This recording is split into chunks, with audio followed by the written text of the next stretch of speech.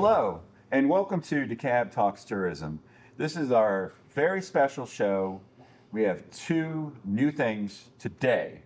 So one, we're on site versus in our studio, which is very cool, and we'll tell you about that in a minute. And two, our co-host, Dr. Kyle Hite from Georgia State University.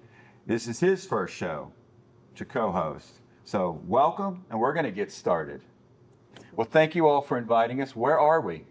We're at Tucker Brewing. We're in the tap room of Tucker Brewing right now. So Tucker Brewing is in Tucker, Georgia. Tucker, Georgia. That's correct. With Tucker Eagleson. Yep. So he did not name it after himself, which I still think he did. And then we have Ashley Hubbard. Yes. And of course, Dr. Kyle Hite.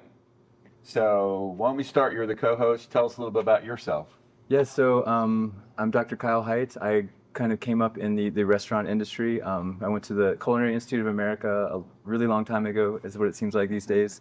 I'm a lot older than you, so it can't be that long ago. I actually met Ashley at the CIA, and so we've known each other for quite a while.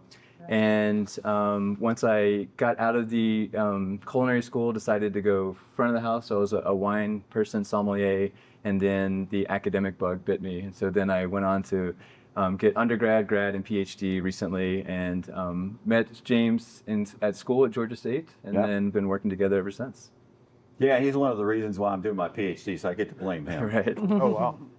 Right. So Tucker, namesake of Tucker Brewing Company, but not really. Tell us about yourself. It's kind of weird. I feel like I have to explain this story every day. I didn't think about that when I got I think it's this a cool job. story, though. But anyways, yeah, it's kind of funny how it all happened. I was kind of casually looking for a job over 5 years ago now, and saw the opportunity for brewmaster in Tucker, Georgia.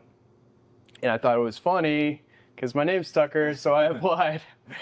Turns out they were looking for a German-trained brewer that had a affinity for great tasting lagers. So that's what I was kind of trained to do. So it's been a match made in heaven, and it's been great. Been here for over 5 years now. So where'd you come from? Were you just in Metro, or did you move? No, I moved from Maryland, Baltimore, Wow. Maryland. Yeah. So that's where I'm from originally. What Tucker is leaving out is he responded to the ad on Pro Brewer, which is the industry, like in Indeed. And his email back to us was, "My name's Tucker. I know how to brew beer. Destiny?" ? And both my brother, who's also my business partner, literally was like, "We got to hire this guy. If this guy's serious, like, we got to hire him."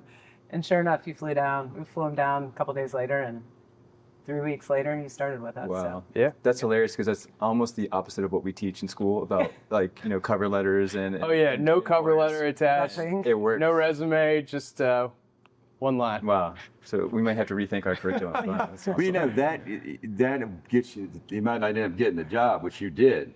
But, you know, I'd be intrigued by, okay, I almost just got to call this person in anyway. Yeah, right. Yeah, right. Well, I made it a purpose to get out of the government scene and corporate scene, and a sentence like that's the opposite of all that stuff. So, But you're moving from Baltimore, so you got all those great crab cakes and, oh yeah, throw it on the tables. I mean, I did miss that.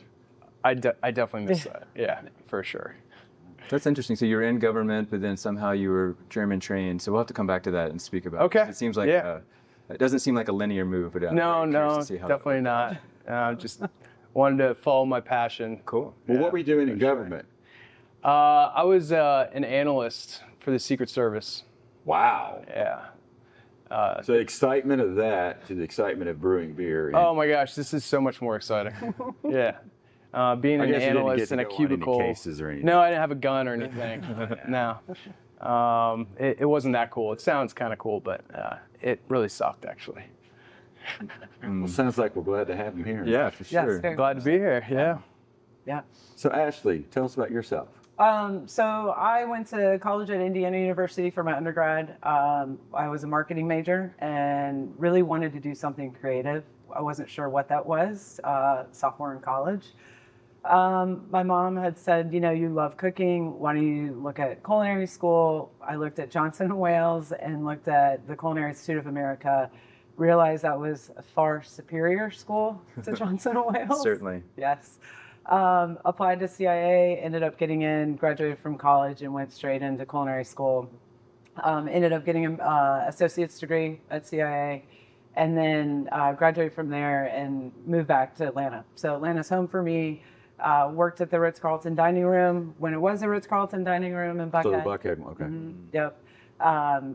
Left that, worked for a catering company, and then the family business was calling, and I was looking for an opportunity to get out of the kitchen. I love cooking. I love everything about it, the creativity that comes with it. But for me to get out, I think I had more of a personality for sales than cooking behind the scenes. So I looked opportunity to try something different, and the family business, which has absolutely nothing to do with the food and beverage industry whatsoever, started there part-time. That ended up turning into a full-time job. Did supply chain logistics for about 4 years for the family business. Family business is GPI Group, which they focus predominantly on door and window component parts.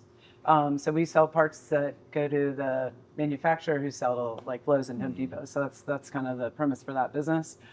Did that for 4 years. Got through the recession flat, which was great because we were predominantly focusing on home renovation type products. And then in 2010, we started a medical supply company. I did that until 2017. Ended up dissolving the company because it really, unless you have thousands upon hundreds of thousands of dollars for research and stuff, it really wasn't truly viable. We moved into the building that we're in now in December of 16, and literally 4 months of being here, my brother Ryan threw out the idea of, hey, what do you think of starting a brewery? And in my mind, I was like, hell yeah, I'm in, I'm all in. I don't know what it's going to entail. I don't know what we're going to do, but like, yes, I'm in. I think it's a great idea. Laws were starting to change in 2017 to make, if you were going to open a brewery, a little bit easier for a business standpoint. So literally from idea in April of 17 to construction, build out, buying equipment, what is our brand, what's branding, marketing, all of that.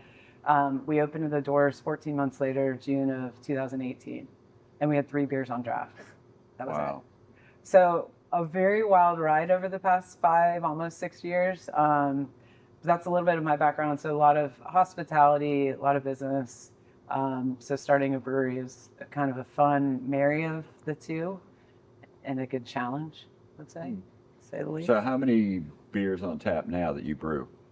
What would you say? Kind of like 15. 15, 16. Wow. Yeah. And how many, what's really cool now is you can actually buy the beer here Yes. Yes. instead of going somewhere to buy the beer. Right. So we do sell to like Publix, Kroger. We have placements in those grocery chains, but we also sell like Total Wine and your local kind of mom and pop package stores.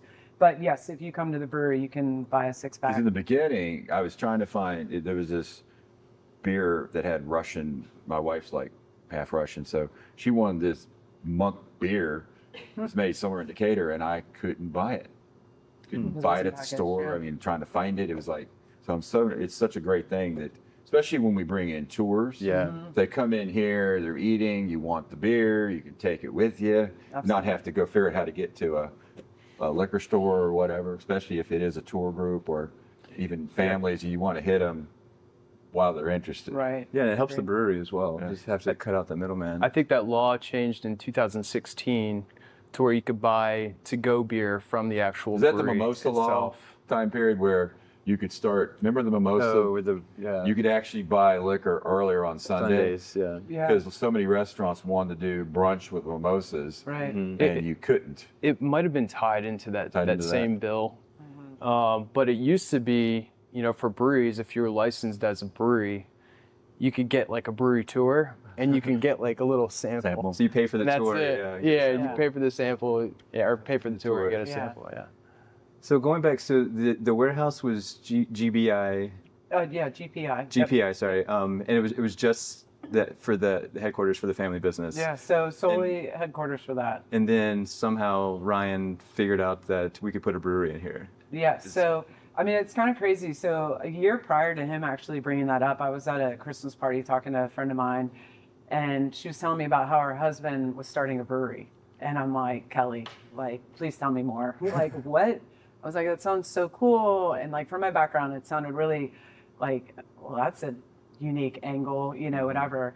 And then literally Ryan had brought it up, and yeah, when you came into what is now the tap room, it literally had two like thick metal doors, and that was it. No glass garage doors. That was a metal garage door. You know, maybe 4 fluorescent lights. Nothing fancy by any means.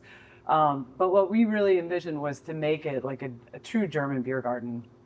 And for us too, we like entertaining a lot. We have friends that come in from out of town. Where can you go and sit on a patio that you're not facing a parking lot, or, you know, you're not like squeezed in next to the whoever else type feeling. So for us, that was really important. So all the trees that you see on the property, the fence, the parking lots, everything was what we envisioned of making it a better space for us to use as a brewery. So kind of a crazy way to go in it, but yeah. And he Ryan, I have to give him credit for it. He was the one that really researched the brewery side of it. He had called me, this is maybe like June of 17, he had called me and said, you know, this brewery thing, like, we're really going to do it. And I was like, oh, okay, cool. Like, what's different now? Like, as opposed to 2 months ago, like, we already said we're really going to do it. And he said, well, I ended up buying some equipment. I was like, oh my gosh. I was like, you were the guy that goes to like a conference and you buy the floor special because they don't want to bring it back, whatever. And so he ended up buying our brew house. But with that purchase, it's great that you have a brew house and you can make beer, but once you make it, it has to go somewhere. Right. So there's a lot more equipment that came with that purchase. But, you know, I think the two of us had enough drive and passion for wanting to do something like this. And really, I think it's more or less a legacy for us of what we want to have for our kids, and something that's, you know, unique that we've built. And so with that, we have a system that can brew a lot of beer and have plenty of tanks for it to sit and mature in. But neither one of you all, we know you did, neither one of you all actually had worked or done anything with a brew pub before. So never worked at a brewery. I've never worked inside the brewery, tap room. My brother, so a little bit about Ryan, he was basically at 15 voluntold he was going to Germany to be a German exchange student. My dad was part of the Rotary Club. He flew over there not knowing any German, had never lived away from home, anything like that. And so he went over there at 15, was exposed to beer, you know, didn't have that great of a time, but, you know, you fast forward to college, he ended up majoring in German. He went back over, did a study abroad program while he was in college. And so always had a real love and affinity for more of like your German style type beers, lagers, just more easy drinking beers. He homebrewed a little bit with my dad, but nothing to write home about. I don't think any of us ever tried it.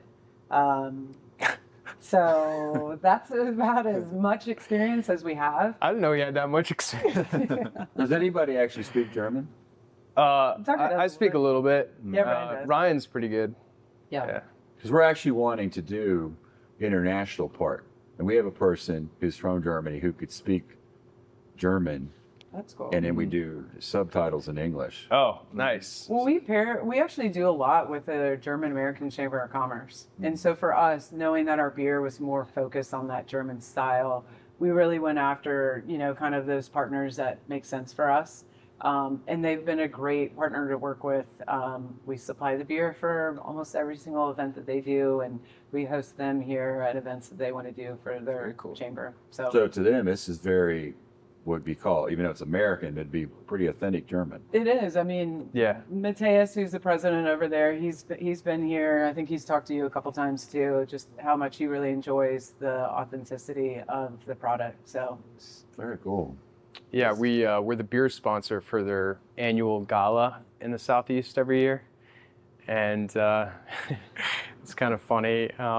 You got all these Germans drinking your beer, right? So it's like Nerve-wracking. it is a little nerve-wracking because I mean they've been drinking beer, since they're 16, and it's like a lifestyle over there, and they got some of the best beer in the world. So to have like a grown German guy drinking your Helles lager, it's like, Then you wish your name wasn't on the company at that point. yeah, exactly. But it's it's very good, yeah, little bitter, but yeah, good. That's very cool. I didn't know any of those parts. Yeah. So I want to be a brewer, right? And so like, what are the steps? Because I know like wine world, you work at a restaurant, maybe you get a mentor. There's not really courses that you can take. There's certifications that you can get and organizations. You might visit vineyards, etc. So explain the process for, or using your life example to. So the ideal way of going about it is getting your foot in the door to some brewery. Sweeping up floors, getting on the end of a packaging line, doing whatever you can to get your foot in the door, and then just working your way up to the brew house. When I got into the industry, it was like in the height of like this craft beer boom, right? Mm-hmm. And it was so competitive out there, and I couldn't buy my way into a company. It was crazy. So I decided to get an internship at a big German craft brewery, actually one of the oldest in the country, Shell's Brewing, second oldest brewery in the nation. Okay. And trained under a really good brewmaster there, Jace Marty, and Dave Berg. And then I went off to school in Germany after that. Okay. Studied in Germany. Go in Germany? It's a school called the VLB. It's an attachment of the Berlin Technical University. And then I found a job stateside in Baltimore and brewed IPAs for a couple years. And then I found this job. I found my destiny, right? So you kind of mentioned a little while ago that you wanted to develop this into your own style, your own concepts. So tell us a little bit about what led you to have the biggest beer garden in the state of Georgia. I think for us, there was nobody doing it, right? And so if you want to be, first to market, you got to do something that nobody else is doing. And so I think for us, the space kind of lent itself to be able to expand. When you pull into the front of the brewery, that actually was all basically weeds. There was no parking lot. So we poured the concrete for it. If you're in the beer garden, there's a railing that butts up to the asphalt. Well, the fence actually stopped there. And then we were like, well, why not incorporate that side of the parking lot? So I think for us, it was kind of more on feel. As we built the fence around, we got kind of almost all the way around. And I said, well, what if we did live music? Wouldn't we want a stage? And so we told the guys, hold up, another change order. Let's back this out into the hill that kind of our property runs into. But and so they ended up building a stage. So it's a 600 square foot stage. So we'll do live music throughout the week and stuff. So I think for us, it was the opportunity was there. And I think as we kind of went through the process of construction, it kind of happenstance happened. And Tucker needed a brewery. Right. Tucker, yeah, we're the first brewery in the area too. So City of Tucker became an actual city in December of 2016. And so there were no breweries on this side of town. And I remember when we went to City of Tucker, I mean, it's comical because when we went there to go file a business license that, hey, we want to open a brewery, they're like, excuse me? They're like, well, if you can, sign in, have a seat, can we get you a water? I mean, it was just like, where are we? But they didn't have it written in their code because nobody else had done it yet. So I think for us, it was really great timing, to kind of help them as a young city write in the code. And, I think for our size, I think it's helpful for other breweries coming into the area, which we've had other breweries come to the area since, which to us, we welcome. It really helps us and helps our business, helps our industry. So, I would say, to go back to your original question of, how did you become the largest beer garden? I think it was just the opportunity was there, and we really wanted to And build you still something. are, correct? Yes, we still are, and just wanted to build something that was different and really needed. So do you know where your ranking would be in DeKalb County, are you the first brew pub? DeKalb County, no, I don't think we are. Okay, so you're probably not one of the top ones in the state, but you're the biggest beer garden in the state. So that's very Yes, cool. yeah. Yep. So, And it's a great venue. I mean, we were talking before the show started. We had a couple buses of travel writers from the upper Midwest. Great place to host activities. You have the inside, the outside. During the colder months, I believe you still have the warmers outside. yeah, the heaters, yeah, woolen. You've been here clothes. in the winter? No, I It's haven't. very cool. I would, I Yeah. certainly want well, to try it. What other kind of close. events do y'all do? So we actually do a variety of events. We actually have a couple of events coming up. We've got a Mother's Day brunch, so it's actually a ticketed brunch that we have coming up. It's a 3-course brunch with beer and wine pairings that we'll have with it. What we do for our ticketed dinners is putting one long table based on however many people sign up for it, but it's one long table. Everybody sits at the table together, and you end up meeting people sitting next to you, which is kind of the fun element cool. of being, Yeah. in the industry. Meeting people you don't know and finding that you have connection with them. But it's a 3-course menu paired with beer and wine. We have a local wine shop on Main Street, Wine and Whimsies. They're going to be our wine host for the brunch. So any of the wines that we're pouring at the brunch, they'll actually sell at their shop up on Main Street. So kind of cool. And there's going to be mimosas there too, right? There will be a mimosa bar. We'll have Tucker Flower Shop here, selling bouquets or make your own bouquet.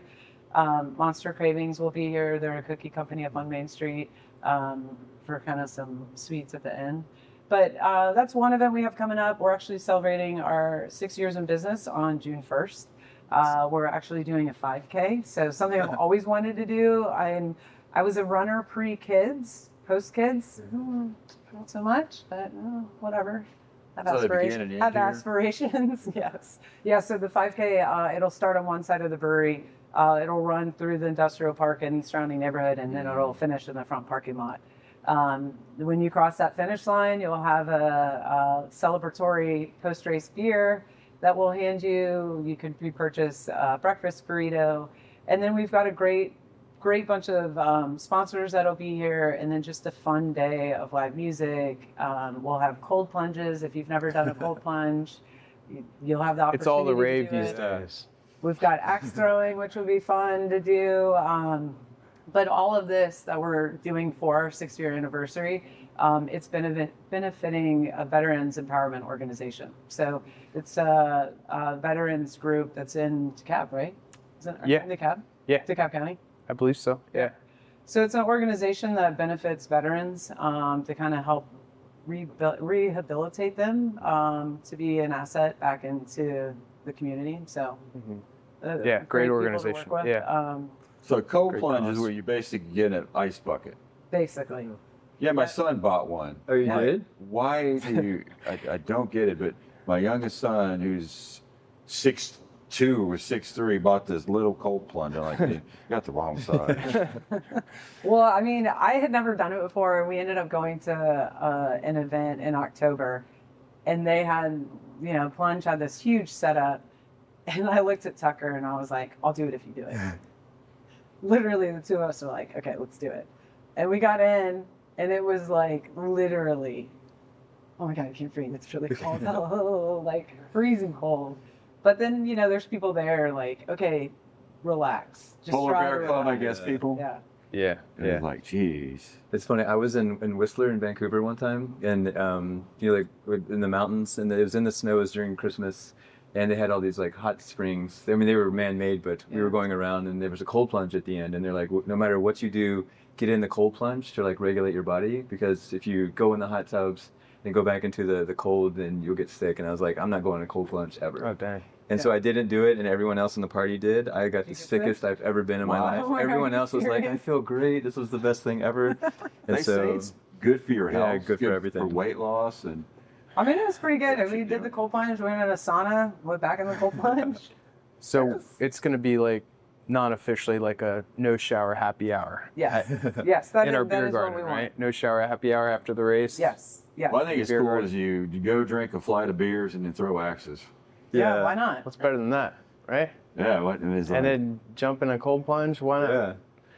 Well, it's also, I've run several 5Ks where you get a beer at the end, and I can't think of a better way to like recuperate because you need those quick carbs, those simple Sure. sugars Yeah, to like yeah. to Yeah. get it. And Yes. Yeah. do you it's have good. a fourth of a half a K or Fourth fail. Yeah. Yeah. It's funny. But yeah, I mean, it should be a really fun event and just something different to do in the area. And I think that for us is really, you know, when we opened the brewery, it was to be a part of the community, not just in it. That's a huge thing for us. So how can we not only plan events and do something that's different, but, you know, help support other businesses that are in the area too, and sounds awesome. make all of Tucker better. Mm. So So let's go back to your I don't know if it's your ethos or whatever, but when you wanted to start the brewery, you seem to focus on community, you said, and then quality seems to be something that you're really focused on. So can you talk a little bit about beers? Because you said earlier that you age the beers, and so you're not just brewing them and bottling. No. It seems like you sit on it for a while, which I Yeah. assume is costlier. Yeah. And- Tank time equals money, right? So lager in German means to store. Mm. It's literally what it means in German. So that's exactly what we're doing. So what sets apart a lager from an ale? It's the type of yeast that's used to make the beer. so which is the lager? So these are all lagers. They're all Oh, they are, lagers. okay. Yeah, all types of lagers. All types of lagers. So yeah, so for these beers are all different, but they're all lagers. So the only difference is the type of hops used or the type of malt that's used. But we use the same strain of yeast to make all these So beers. which is the best one? Jeez, it's like picking a favorite kid. I know. I know. Putting you on the spot here. Say the one I would go for looking at it. Yeah, The dark one. the dark one. Georgia Red. I think you would love that beer. Yeah, I think so, honestly. too. I'd go for just looking at it. I would go for the dark one. So it's funny you say that. That's our Georgia Red, and this is our one of our top sellers out in the marketplace. You've probably heard of an amber ale, right? Have you heard of an amber lager? A lot of people have not. There's not a lot of amber lagers out there. That's what I'm trying to Okay. say. So another specialty. Yeah. It's So you're gonna have a lot of the like those sweet kind of toasty bready flavors that you get from the amber malt, the caramel malts that are used in this, but it's still a lager. We still use that strain of yeast to really get that crispness on the back end. That's pretty clean. So it's gonna be really easy to drink. So be honest, was this a screw up that worked really well or Well, plan? Okay, so it's funny. So when we opened and how I said we had 3 beers on draft, we had our TKR Pilsner, Southern Heaven Hefeweizen, which is an ale, and then what was supposed to be Georgia Red Lager, but it came out of tank, very dark brown and super hoppy. And we said, that is not what we were going for. So let's save the name Georgia Red, and this will just be hoppy brown lager. And it was a happy mistake. I don't know, but What's the inspiration behind Georgia Red?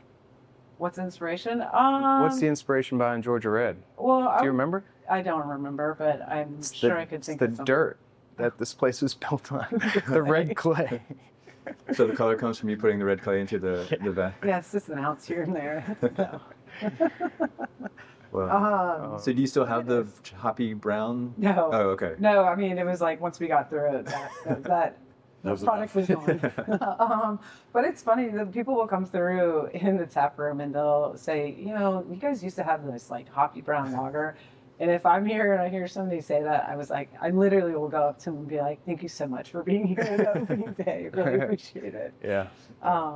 Yeah, but I mean, it's fun hearing those stories 5 years in, almost 6, that, you know, we've had some good mistakes, some bad mistakes, you know, whatever. But I think that's just kind of nature of the beast of starting something. Right, yeah. But we want people to know Tucker Brewing equals lagers. Yeah. That's what we want to specialize in.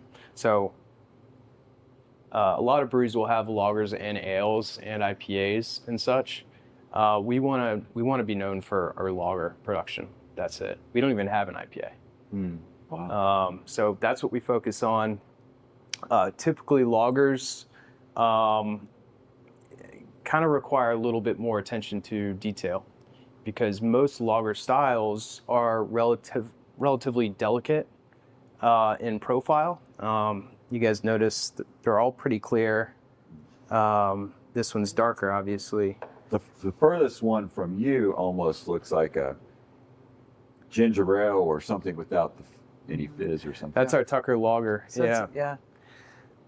So it just any kind of flaws in your brewing process, or if you're using ingredients that aren't high quality, that's going to show up in the finished product of a lager. Close attention to detail is something we really focus on, and quality ingredients and quality brewing practice is what we focus on. I commend your nothing against IPAs, so don't email us, but IPAs. I love a good IPA. Yeah, I IPAs love are a good great. IPA. I don't hate IPAs. I love IPAs. But like in the IPA, there's a craze. To me, as a consumer, it seemed like there's this huge craze. And like in the wine world, if you had some flaws, you throw more oak on it or do something else to kind of cover it up. And red wines could really do that, and they were not food friendly. They oftentimes were out of balance as far as flavor profile, alcohol, acidity, etc. And so you really could just cover up these flaws. Whereas like white wines, which I'm a huge fan of, you really had to have finesse in doing that. So it seems like the fact that you're not using the IPAs, that you really do, I think, have to have that fine touch. And they pair better with food, in my opinion, as well. Kind of the same idea. My instructors used to tell me in school, these German guys, like lager is life, for them. They used to say anybody could add hops to beer. Right. But to have a very balanced, great tasting lager, that takes a lot of skill. I mean, it's a skill too, definitely the skill, but I think kind of to your point of like, how you pair stuff with food. So for us, and we didn't have a kitchen when we opened originally, but that was always something that we wanted to do. And, I think having a product that really does pair with food, that you can have the two of them together, because I think a lot of people will look at, oh, you could do wine and food pairing, or you can do wine and cheese. But I think what most American consumers don't realize, beer can live in that space too. Beer can be paired with food very well. You can do a beer and cheese pairing. And I think when you do have a quality product, it comes through. It comes through by trying it. And so I think knowing that's really our focus. It's a quality product. It's doing something that most people aren't doing, and they're not doing because it's really hard to do, which I don't think most people realize. It's very difficult to produce a lager. I feel bad. I should have poured you guys some. You guys, Okay, we'll take the you dark guys up one. for drinking in the morning? You can take my Georgia Red. The Tucker Lager is my favorite. I just like the dark. So I love the idea. Kyle, you want to Everywhere I go when I'm on trips, I take a like sip, to get yeah, thank you. a cheese display. Mm-hmm. So I love the idea of doing like the cheese and beer pairings. I think that is so cool. It is actually, I put a class together, did a class at Total Wine for beer and cheese pairing. It's pretty fun. So it was like an hour-long class. We did 5 beers and paired cheese with it. And then it was funny just to hear the commentary of the people sitting in the class. And they're like, man, this really does go well. Oh, did you try that beer with this cheese? Oh, it's terrible. I mean, like just hearing the commentary was really fun. And Have you ever done that here? we have done it here. So like if we were to bring in a conference or Yeah, absolutely. board meeting or something Absolutely. to do this kind of cheese and beer pairing. I think that would be a hit. It Yeah. would. Yeah, we'd love to. Absolutely love to. So how many people can you actually host in this room? This room, I'd say probably 100. But then we open up the brewery space because of the weather. Obviously, Atlanta in the spring and in the fall, there's rain and it's unpredictable. We've opened up the brewery space to where we'll have people sit inside the production space.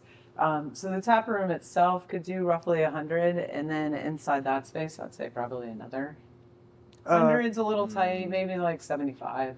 Yeah. But it's flexible. Yeah, you we could got go a lot of about space. 175 inside before Inside. you go out if it's nice. Outside, I mean, I think we have seating for 200 out there.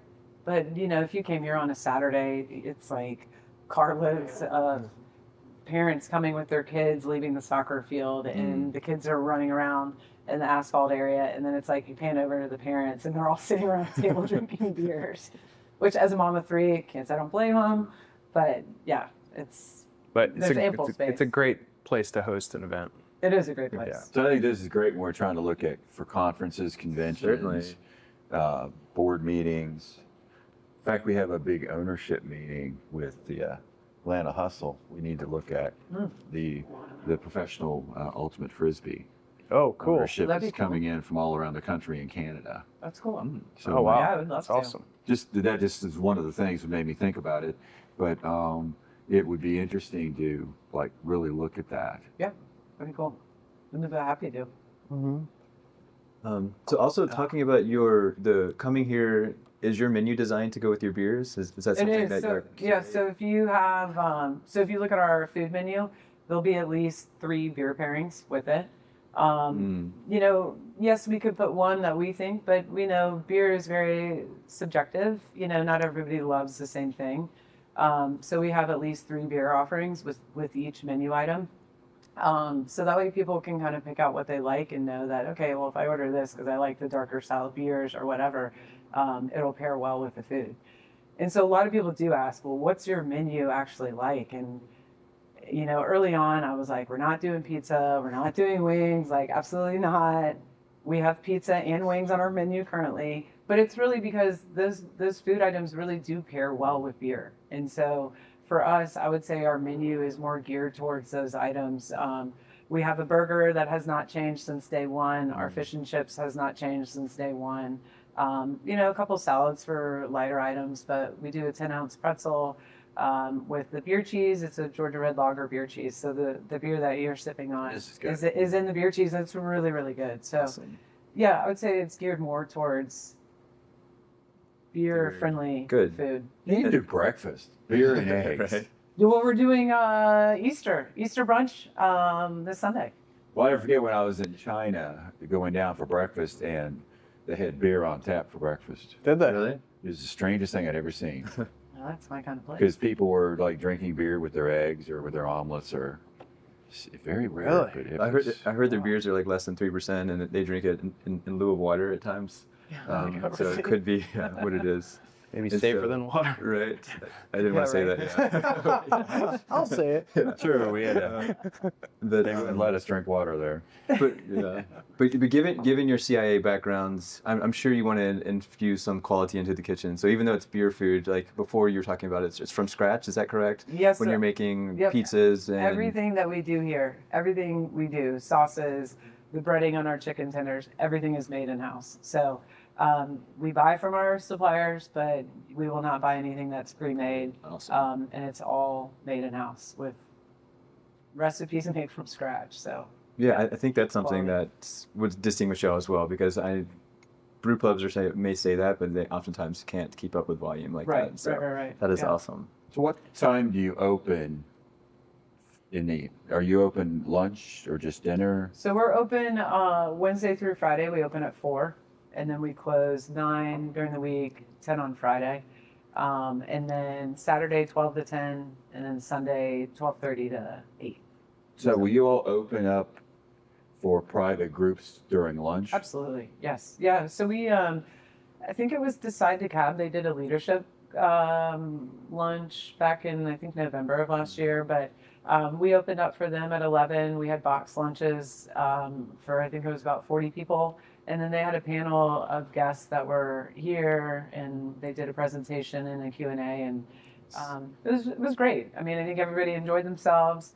I had one bartender, because I was like, I don't think people are going to drink beer. People ordered beer and wine. I was like, okay, this is awesome. So it's kind of nice to have people that are in the community from that angle of that event, but coming out to the brewery, and we weren't open for business, but they enjoyed the space. And So that's great because a lot of times, literally, it's Bureau. We're looking to have board meetings. Mm-hmm. People call us wanting to have, because a lot of the restaurants really don't have private dining rooms. Mm-hmm. So they want to be in an atmosphere that's not a meeting room, Right. but they don't want but we can't. They want to have some privacy. So many times, even for our own board of directors meetings, we have trouble finding places to go to that's private but cool. Yeah, and this definitely fits the bill. So the beer is delicious, and I read that you won a gold medal recently at the. A couple years ago. Well, still. Tell us about that. I'm not sure how newsworthy it is anymore, but It's newsworthy. It was pretty cool for us. Yes, we won gold in the light lager category of the Great American Beer Festival. Awesome. Which is an annual event, and it's one of the biggest awards you can get. Where is it? It's in my desk drawer. Oh, Lord. It's in your office. I wear it around at night. There you go. But it's a national competition, or I assume. Yeah. It's actually sounds like a global. really It's international. It's yeah. international. Yeah. I think, so. regardless of when you won that, unless it was like 50 years ago, It was is very 2021. Yeah, it's Oh, really cool. 21. Yes. Yeah. So it was big for us, and I mean, getting into this industry, I've always like had dreams of walking across that stage and receiving that medal, and it actually happened. Unfortunately, I wasn't there. I but- know. So we send our beers out to competitions all the time, and that year we ended up sending out the GABF, and we didn't send anybody out because it was kind of like the lingering of COVID. We weren't sure, whatever. Well, the next morning after the awards, I'm kind of scrolling through, looking at who won, and I'm like, no way. Wow. And I think I called him, or You texted me. Or texted I woke you, up yeah. to a text, and I'm like, yeah. And so then talking to Tucker about it, he's like, you have no idea, like that is my lifelong dream to walk across that stage. I was like, oh, now you tell me. I was like, we didn't see anybody out there. And well, so. I mean, there was 220 some odd entries Yeah, into in the that light lager category.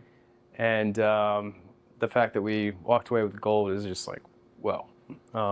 It was really cool. And it was cool. Yeah, a lot of breweries from the U.S., but there were some international breweries that submitted in that category. And for us to take, the first place spot was a really cool experience, just to know that when we got into this business and we chose not to do IPAs and we really stayed in our lane of focusing on lagers, that getting awarded that, a couple years after opening was just like, okay, we are on the right path. Let's stay the course. Don't get distracted and really hone in our focus and quality. So Also, a little bit of vindication as to like, you're okay, doing the right thing. we're doing it right. Yeah, for sure. We got something for it because we knew it tasted good, but we didn't know how good it compared to other breweries. So we're going to ask you to find it.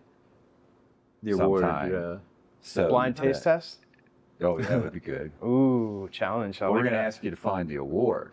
Oh, okay. Okay. Yeah. You got. As soon as I finish the award, we'll talk about what you're saying. We want to ask you to find the award so we can come back and put it into the show and Oh, maybe sweet. do social Yeah. media with it. But what's the blind taste? You against? Heck no. Oh yeah, you should. If it was- Yeah, right. If it was wine, I would do it, but I'd have Isn't the it unfair true advantage. that like winemakers drink beer after their shift and beer makers drink wine after their You shift? drink wine? Okay. I mean, I smell the beer is delicious, and I was like, man, it smells like. And I was like, this crazy thing popped in my head. I didn't want to say it out loud, but I was like, you know what? You should say it. It smells like fermented pineapple skin, kind of a little bit, like with the finishes and stuff. But I don't know. Glad you didn't say sulfur. No, definitely I know, not. right? But like, I wouldn't be able to tell you if lager, ale, IPA. IPAs make me cringe, and so I could tell one of those from a blind tasting. But Well, I think we've got something here. Yeah, I agree. It's going to be wine and beer because I can't. I can tell you I like it, but you can sit there and talk about it and I'm like, I don't know, I just like it or don't like it. Well, we got wine here. So we want to do you two in a wine beer competition. We want to okay. show for Do that. That sounds okay, fun. I'm game. amazing. Yeah. I think because long as there's you both. picked our wine for our annual That's right. Christmas Yeah, party. I did. So, and it made me think in class when we had Thomas that was Ben's class, we had Thomas drank 20 different waters and picked out the Fuji. Oh, he blind tasted water. dang. It's one of our Most amazing former thing I've ever students, yeah. seen, because water is water. I mean, unless it's really bad, I don't know one from the other. But he picked out what we had, like 20. It was in cups. He didn't know what it was, and picked out the right Fuji water in Dr. Ben's class. Wow. But we get you That's two, impressive. That is the impressive. wine connoisseur and the beer connoisseur. Let's do it. I'm down. It would also be interesting to do like foods, and then like I pick some wines that I think would pair the best, and y'all do the beers, Yeah. just to see it Cool. because. Well, I like that too. Yeah, because you have beer drinkers in the family, wine drinkers in the I'm family. here to eat and drink. Yeah, guys. I just exactly. I'll MC while you all Speaking compete. my love language. Yeah. Yes. I was saying earlier, it's why I got into the hospitality industry, because it's a great job to have. Yeah. Things like this, if you twist my arm, I'll do a blind tasting. We could Like, figure okay, out sure. what beers pair well with the wines. Yeah. Oh, that would be even cooler. Yes. That could be a trend-setting thing. Right? Yeah. That's cool. That'd be When, fun. Yeah. so, I know this is a very complex question, but I guess in a nutshell, someone wants to get into the brewery business, or I don't know, even if it's just the brew side or the food side or both. Any tips, any hard lessons learned, or anything that you know, it's not proprietary, that you feel like sharing? Don't say run, or no, don't do it, it's- because it is hospitality, and No. It's not glamorous. Yeah. I think people I think mean, it I would is. say, yeah, it isn't glamorous, but I would say, you know, and a lot of people, even like if I'm out selling the product, they're like, oh man, that's so cool. You must drink beer all day. Well, no, not really. You gotta run a business, you know?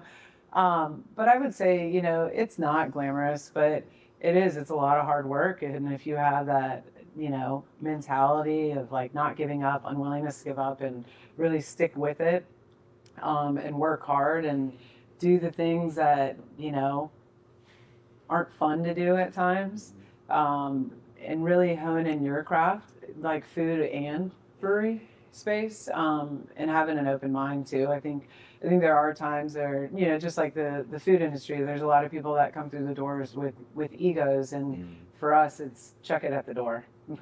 You know, we're here to do a good product and work hard, and all the other stuff is at the door. So I think it's really just, you know, if you can come with that mentality, I think that's a win. And a lot of time for us too, if you don't have the experience, but you want to learn and you want to work hard, we've hired plenty of people like that, and we've taught them, you know. And I think, you know, speaking for Tucker too, I think in his space, he's hired a lot of people that have just had a great attitude, and people that he's wanted to work with, like finding out through the hiring process. And that 9 times out of 10 has been more successful for us than necessarily somebody with previous experience. That's not all the time, but I think there's been a little bit more of like just having a can-do attitude. Yeah, I mean, you really got to appreciate the end result. Mhm. It takes a lot. I mean, I've worked a lot of, I'm talking just in the production space in the back, to like brew beer or to work in the cellar space. It takes a lot of grit to accomplish what you're doing back there. But if you appreciate, you know, the fine-tuned lager at the end of the day, then you'll be a good fit. Do you think it was, or are you happy with your decision to like micro focus on like just this is the type of beer we want to do, as opposed to having a wide breadth? Or 'cause you might be able to sell more, or more people will come if you had IPAs, for example.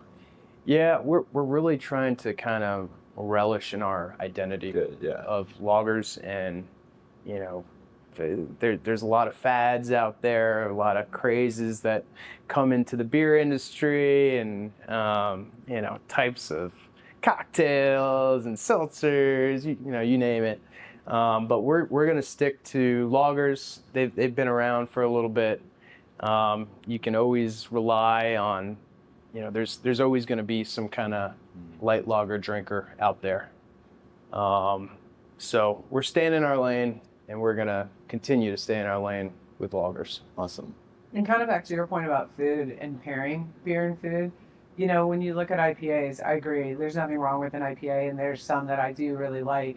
But when you drink an IPA, it has so much, it has a higher bitter content in the beer, and it's extremely hoppy, that when you drink that style of beer and then you eat food, your palate is completely exhausted, that you really can't taste what you're eating. When you drink a lighter, sessionable, more easier palatable